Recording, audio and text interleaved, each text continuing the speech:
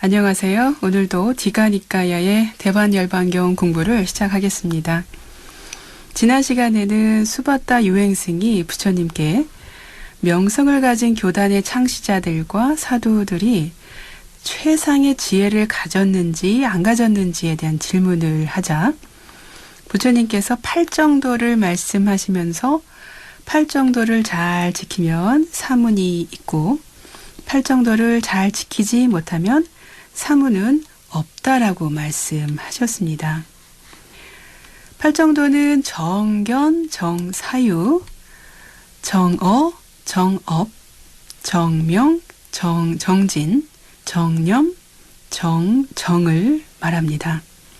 정견은 바른 견해고요. 정사유는 어떤 일을 하기 전에 바른 의사를 표시하는 것 또는 바른 어떤 결의를 보이는 것, 바른 각오를 하는 것을 정사유라고 하고요. 정어는 바른 말이고요. 정업은 바른 신체적인 행위, 정명은 바른 생활 또는 바른 생계 수단을 말합니다. 정진은 바른 노력이고요. 정념은 바른 마음 챙김. 여기서 염이라고 하는 건 사띠를 말하는 겁니다. 그래서 바른 마음 챙김. 정은 바른 선정을 말합니다. 부처님께서 이런 법을 설하시자 수바타 유행승은 부처님께 이렇게 말씀을 올립니다. 경이롭습니다. 세존이시여. 경이롭습니다. 세존이시여. 마치 넘어진 자를 일으켜 세우듯 덮여있는 것을 걷어내 보이시듯 방향을 잃어버린 자에게 길을 가르쳐 주시듯 눈 있는 자 형상을 보라 하고 어둠 속에서 등불을 비춰 주시듯 세존께서는 여러 가지 방편으로 법을 설해 주셨습니다. 저는 이제 세존께 귀의하옵고 법과 비구 승가에 또한 귀의합니다. 세존이시여, 저는 세존의 곁에 출가하고자 합니다. 저는 구족계를 받고자 합니다. 부처님께서 이와 같은 말을 듣고 대답을 하십니다. 수바타여, 전에 외도였던 자가 이 법과 율에서 출가하기를 원하고 구족계를 받기를 원하면 그는 넉 달의 견습 기간을 거쳐야 한다. 넉 달이 지나고 비구들이 동의하면 출가하게 하여 비구가 되는 구족계를 받게 한다. 물론 여기에 개인마다 차이가 있음을 나는 인정한다. 그 말씀을 듣고 수바타 유행승이 부처님께 이렇게 말씀을 올렸습니다. 세존이시여, 만일 전에 외도였던 자가 이 법과 율에서 출가하기를 원하고 구족계를 받기를 원하면 그는 넉 달의 견습 기간을 가져야 하고 넉 달이 지나고 비구들이 동의하면 출가하게 하여 비구가 되는 구족계를 받게 하신다면 저는 4년의 견습 기간을 가지겠습니다. 4년이 지나고 비구들이 동의하면 출가하게 하시고 비구가 되는 구족계를 받게 해 주소서. 그러자 세존께서는 아난다를 불러서 말씀을 하십니다. 아난다여, 참으로 저러하니 수바타 유행승을 출가하게 하여라. 그래서 아난다 존자는 그렇게 하겠습니다. 세존이시여 라고 대답을 합니다. 수바타 유행승은 아난다 존자에게 이렇게 말했습니다. 도반 아난다여, 그대들은 스승의 면전에서 그분의 제자로 수계를 받았으니 그대들은 참으로 이익을 얻었습니다. 그대들은 참으로 이익을 얻었습니다. 수바타 유행승은 세존의 곁으로 출가하였고요. 구족계를 받았습니다. 구족계를 받은 지 얼마 되지 않아서 수바타 존자는 혼자 은둔하며 방일하지 않고 열심히 스스로를 독려하며 지냈습니다. 그는 오래지 않아 위없는 청정 범행을 완성하고 스스로 최상의 지혜를 실현하고 구족하여 머물렀습니다. 태어남은 다했다. 청정범행은 성취되었다. 할 일을 다 해 마쳤다. 다시는 어떤 존재로도 돌아오지 않을 것이다. 라며 그는 최상의 지혜를 알게 되었습니다. 수바타 존자는 아라한들 중에 한 분이 되었고요. 그는 부처님의 마지막 직계 제자가 되었습니다. 네, 이렇게 5번째 바나와라가 끝났습니다. 5번째 바나와라에서는요, 부처님께서 한 쌍의 사라나무 사이에 누우시는 모습이 나왔습니다. 그때 우빠와나 장로가 부처님 앞에 서서 부채를 붙여드리자 그 앞을 가리지 말라고 부처님께서 말씀하시면서 신들이 부처님을 칭견하러 왔다는 말씀을 하시죠. 그러자 아난다 존자께서 부처님 열반 후에는 부처님을 어떻게 칭견해야 하고 어디로 가야 하느냐고 묻습니다. 그러자 부처님께서는 순례해야 할 4곳의 장소를 말씀해 주셨습니다.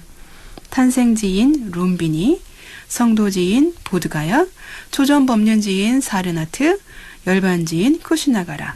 이 4곳에 가면 열애를 칭견하는 것이라고 말씀하셨습니다. 그 후에도 아난다 존자께서 여러 가지 질문을 계속 했고 부처님께서 또 답을 계속 하셨습니다. 아난다 존자께서 나중에 앞에 질문을 다 하시고 나서 끝에는 장례 절차를 물어보시죠. 장례는 하지만 부처님께서는 장례는 제가자들에게 맡기라고 하시면서 전륜성왕이 장례 절차대로 한 것처럼 전륜성왕의 장례 절차대로 세존의 장례도 그렇게 치르라고 말씀을 하십니다. 그리고 화장을 하고 사리를 모아서 그 사리를 탑에 모시고 큰 탑을 조성하라고 하셨습니다. 아난다가 슬피 울자 아난다에 대해서 훌륭한 자질이 있다는 얘기를 하시면서 수기를 내려주셨습니다. 시골 동네인 쿠시나가라에서 열반에 들지 말라고 아난다가 또 간청을 드렸지요. 하지만 이 쿠시나가라는 예전에는 마수다사나 왕이 다스렸던 아주 큰 나라였다라고 말씀을 하십니다.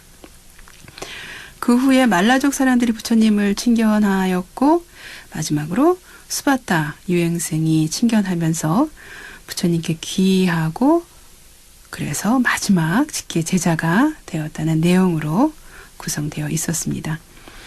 네, 6번째 바나와라입니다. 마지막 바나와라이고요. 이 6번째 바나와라는 열애의 마지막 유훈이 나오고요. 열애의 반열반하는 모습, 부처님의 존체에 예배하는 모습, 마하카사파 존자의 일화가 나오고 사리를 분배하는 모습, 그리고 사리탑의 건립, 이러한 소제목으로 목차가 구성되어 있습니다. 먼저 부처님께서 마지막 유언을 남기시는 장면으로 시작이 됩니다. 그때 세존께서는 아난다 존자를 불러서 첫 번째 마지막 말씀을 하셨습니다. 그 말씀은 다음과 같습니다. 아난다여, 그런데 아마 그대들에게 스승의 가르침은 이제 끝나버렸다. 이제 스승은 계시지 않는다라는 이런 생각이 들지도 모른다. 아난다여, 그러나 그렇게 생각해서는 안 된다. 아난다여, 내가 가고 난 후에는 내가 그대들에게 가르치고 천명한 법과 율이 그대들의 스승이 될 것이다.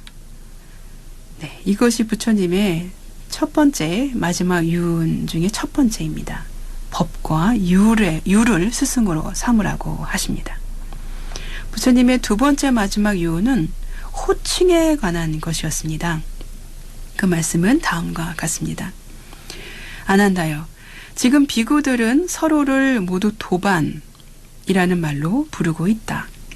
그러나 내가 가고 난 후에는 그대들은 이렇게 불러서는 안 된다.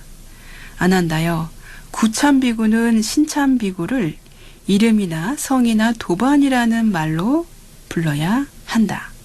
그러나 신참비구는 구참비구를 존자, 라거나 장로라고 불러야 한다. 네, 이렇게 호칭에 대한 것을 정확히 규정 지으시고 계십니다. 세 번째로 이제 마지막 유는 학습 계목에 대한 말씀을 하십니다. 다음과 같이 말씀을 하십니다. 아난다여, 승가가 원한다면 내가 가고 난 후에는 사소한 학습 계목은 폐지해도 좋다. 이렇게 말씀하시는데요. 여기서 말씀하신 사소한 것은 비구 계목의 7가지 항목 가운데 사바라이죄를 제외한 나머지들이라고 설명합니다. 여기서 바라이죄라고 하는 것은 비구나 비구니가 승단을 떠나야 할 정도의 아주 무거운 죄를 말합니다. 그래서 이 4가지 바라이죄를 제외한 나머지들이 이제 이 사소한 비구 계목에 들게 되는데요. 그런데 정확하게 어떤 계목인지 알 수가 없습니다. 그래서 부처님께서 인멸하신 뒤에 마하가섭바, 마하가섭이죠. 마하가섭 존자를 위시한 일련의 어떤 그 대중 스님들이 아난다 존자를 굉장히 많이 비난합니다.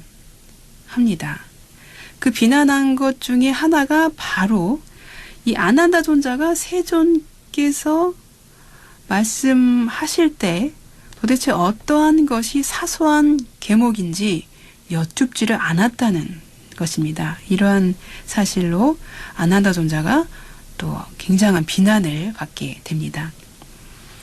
하지만 이처럼 초기부터 어떤 것이 사소한 개인지를 결정하지 못한다고 하는 것은 이러한 사소한 개를 결정하는 것이 굉장히 중요한 일이었고, 그래서 비구 승가 안에서도 굉장한 논란거리가 되었다는 것이 분명합니다.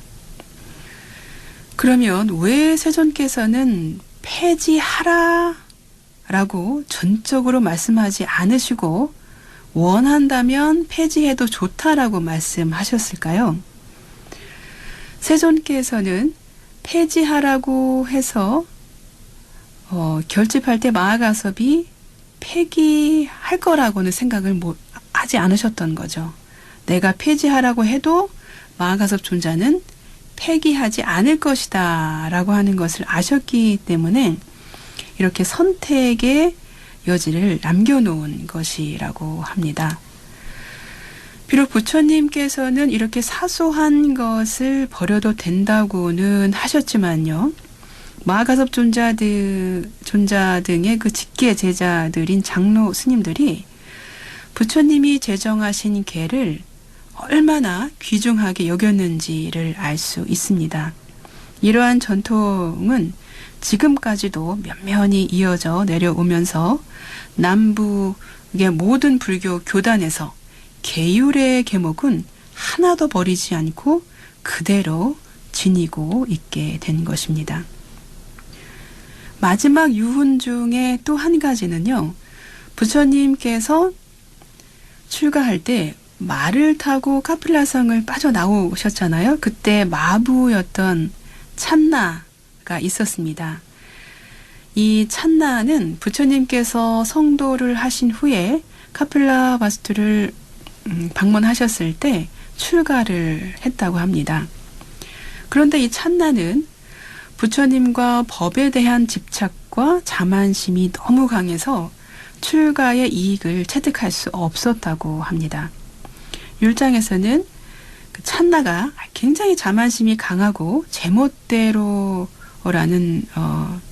그런 표현을 하고 있고 그런 제멋대로의 성질을 가졌다고 언급하고 있습니다. 그래서 부처님께서 말씀을 하십니다. 아난다요. 내가 가고 난 후에 찬나 비구에게는 최고의 처벌을 주어야 한다. 그 최고의 처벌이란 아난다요. 찬나 비구가 자기가 하고 싶은 대로 말하더라도 비구들은 결코 그에게 말을 해서는 안 되고 훈계를 해서도 안 되고 가르쳐서도 안 된다. 이러한 문맥에서 보듯이요. 최고의 처벌은 일종의 집단 따돌림으로 볼 수 있습니다. 원어 그대로는 최고의 처벌은 브라마 단다라고 하는 것인데요. 그 원어의 뜻 자체는 그냥 최고의 처벌입니다. 이것은 한시적인 어떤 사형 선고라고 할 수도 있겠습니다. 부처님께서는 찬나와의 인연을 굉장히 중하게 여기셨는데요. 임종시의 마지막 침상에 누우셔서도 그 찬나를 구제할 방법을 찾으셨던 것입니다. 그래서 유훈으로 그에게 최고의 처벌을 내리라고 말씀하고 계십니다.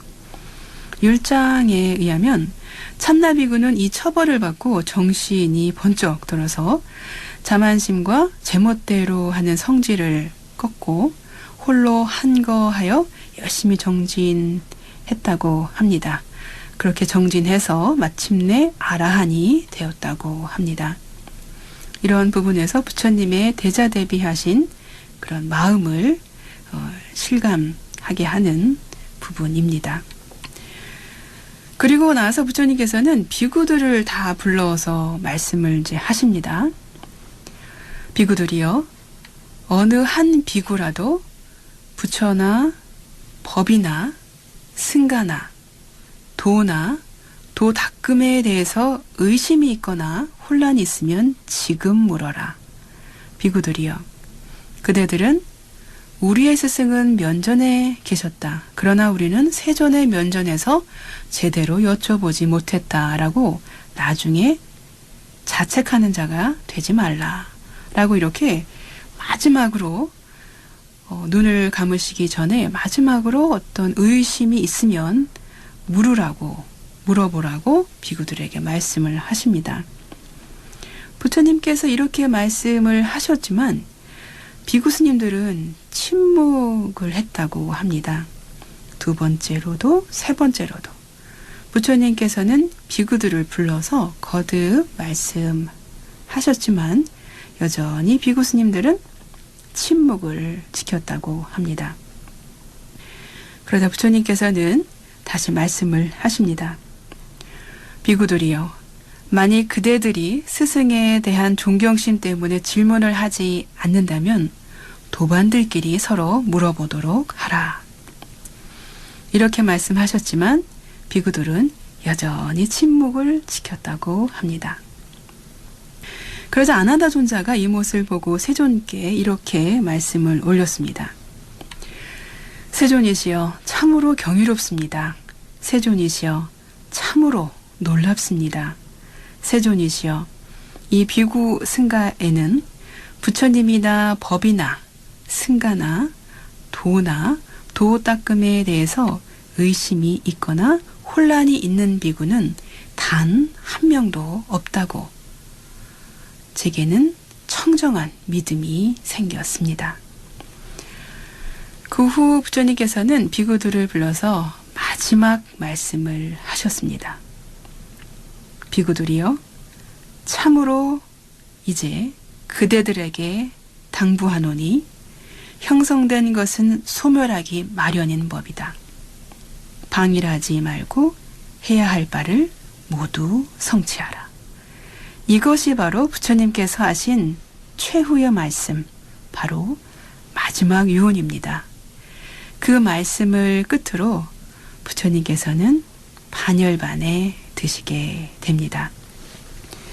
부처님께서 눈을 감으시고 이제 선정에 들어가는 부분이 뒷부분에 나옵니다. 초선에 들고 2선, 3선, 4선, 5선에 들고 또 공무변처, 식무변처, 무서유처, 비상, 비비상처 그리고 상수멸까지 드는 부분이 뒷부분에 나옵니다. 이 뒷부분은 다음 시간에 이어서 하도록 하겠습니다.